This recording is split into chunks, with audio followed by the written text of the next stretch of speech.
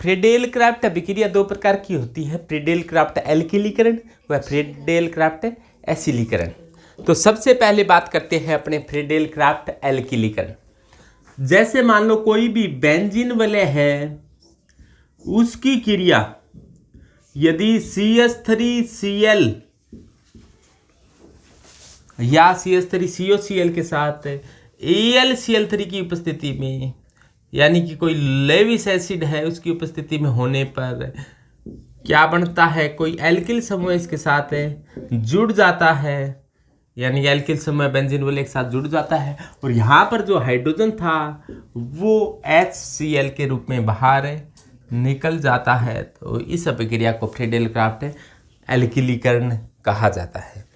यदि ऐसा हो जाता कि बेंजीन वलय की क्रिया CH3Cl के बजाय CH3COCl के साथ हो जाती AlCl3 की उपस्थिति में, तो क्या होता, यहाँ पर Cl के साथ वाला समूह बेंजीन वलय पर जुड़ता है तो COCH3 बेंजीन वलय पर जुड़ जाता है और HCl बाहर निकल जाता है। इसे फ्रीडेल क्राफ्ट एसिलन कहते हैं, ये फ्रीडेल क्राफ्ट एल्किलन कहती हैं। तो ये अभिक्रिया फ्रीडेल क्राफ्ट अभिक्रिया होती है। इसमें होता क्या है, सबसे पहले जो CH3Cl है इसके पास आता है AlCl3, AlCl3 को मैं इस प्रकार से लिख दूँ और ये Cl है, ये इलेक्ट्रॉन सहित ये खुद निकाल लेता है, तो क्या बन जाता है AlCl4 माइनस बन जाता है और CH3 बन जाता है और CH3 पर चार्ज क्या रह जाता है,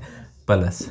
तो CH3 पर प्लस रह जाता है तो ये क्या बन जाता है, यहाँ पर जो E+ इलेक्ट्रॉन से नहीं आक्रमण करता है बेंजीन वलय पर और बेंजीन वलय पर इलेक्ट्रॉन से नहीं आक्रमण कर जुड़ जाता है। जुड़ने के बाद में ये रेजोनेंस होता है, रेजोनेंस के बाद में हाइड्रोजन बाहर निकल जाता है और E+ बेंजीन वलय से जुड़ा रह जाता है। तो ये बन जाता है एक ही प्रकार का इलेक्ट्रॉन स्नेही। ये क्या करेगा, बेंजीन वलय पर अटैक करेगा।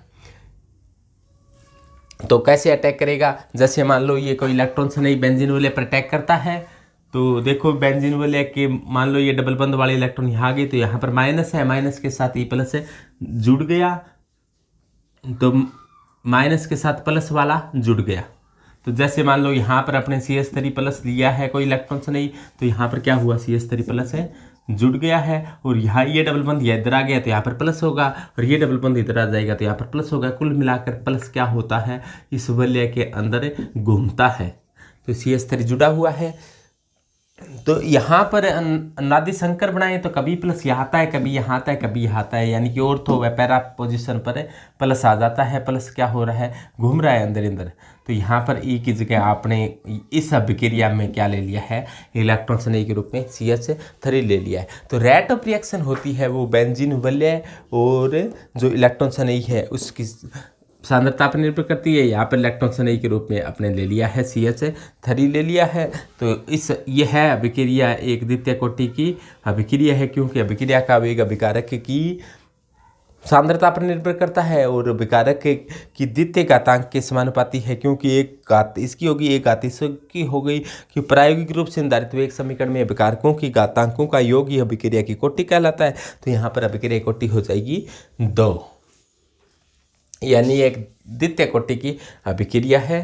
तो इसी प्रकार ये तो एल्किलीकरण था। एसिलीकरण में क्या होगा कि यहाँ पर क्या होगा, ये कोई CO समूह और होगा, तो इसको आपने ऐसे बना देते हैं CH3CO और ये Cl बाहर निकल गया तो AlCl4 बन गया और CH3CO बन गया और CH3CO क्या करेगा, अब की बार जैसे एसिलीकरण है तो बेंजीन वलय पर CH3CO करेगा, यानी कि E+ की जगह यदि CH3CO अटैक करता है तो ये क्या है, ये भी फ्रीडेल क्राफ्ट है, लेकिन इसको कहा जाता है फ्रीडेल क्राफ्ट एसिलन। तो इस अभिक्रिया को क्या कहा जाता है, फ्रीडेल क्राफ्ट एसिलन कहा जाता है। तो फ्रीडेल क्राफ्ट अभिक्रिया दो प्रकार की होती है, एक को एल्किलिन व एक को एसिलन कहा जाता है।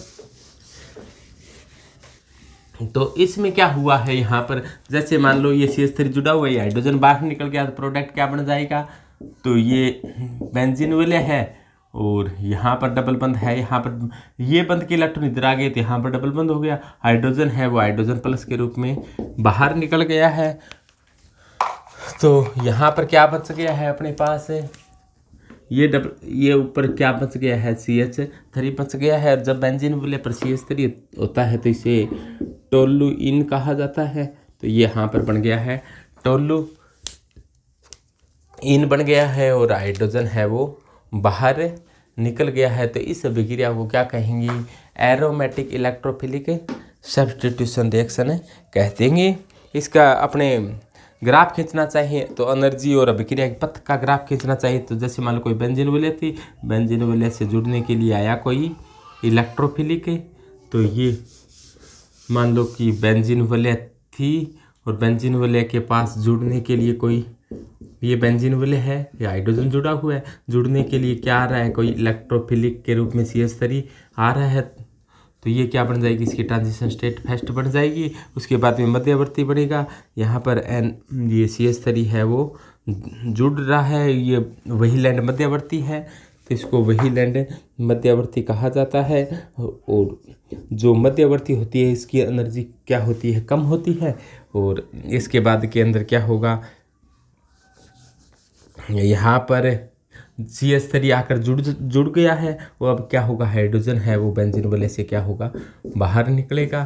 तो हाइड्रोजन है वो बेंजीन वलय से बाहर, हाइड्रोजन है वो बेंजीन वलय से बाहर जा रहा है और यहाँ पर CH3 है वो जुड़ चुका है।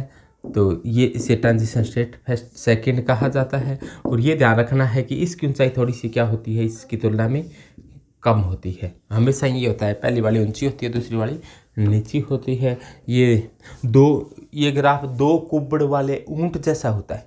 कई ऊंट देखे होंगे आपने जिसके दो कुब्बड़ होते हैं। अपने हिंदुस्तान के अंदर एक कुब्बड़ वाला ऊंट पाया जाता है, लेकिन कई देश सोवियत अरब जैसे देशों में दो कुब्बड़ वाले ऊंट पाए जाते हैं। इसी प्रकार से तो ये इस प्रकार का ग्राफ है। तो ये क्या है, एरोमेटिक इलेक्ट्रोफिलिक सब्स्टिट्यूशन रिएक्शन का एक एग्जांपल बताया आपको, फ्रीडेल क्राफ्ट अभिक्रिया, फ्रीडेल क्राफ्ट एल्किलिकन व फ्रीडेल क्राफ्ट एसिलन।